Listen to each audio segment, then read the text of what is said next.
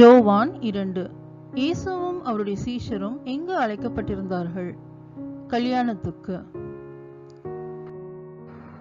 யார் தங்களை சுத்திகரிக்கும் முறைமையின்படியே அங்கு கற்சாடிகள் வைக்கப்பட்டிருந்தது? யூதர்கள்.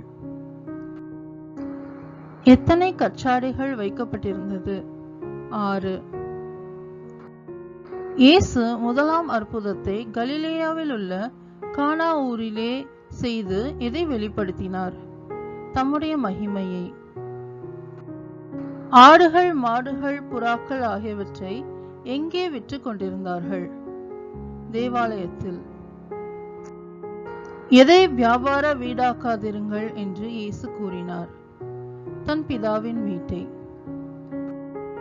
உம்முடைய வீட்டை குறித்து உண்டான பக்தி வைராக்கியம் என்னை பட்சித்தது என்று எழுதியிருக்கிறதை நினைவு கூர்ந்தது யார்? சீஷர்கள். ஆலயத்தை கட்ட எத்தனை வருஷம் சென்றது என்றனர் யூதர்கள்? 46 வருஷம். ஆலயம் என்று இயேசு எதை கூறினார்? தம்முடைய சரீரம்.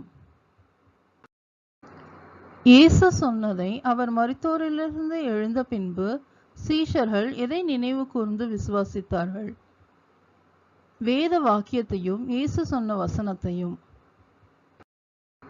எதை இயேசு அறிந்திருந்தார்?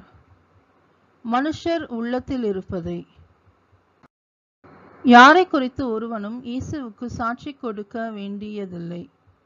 மனுஷர்.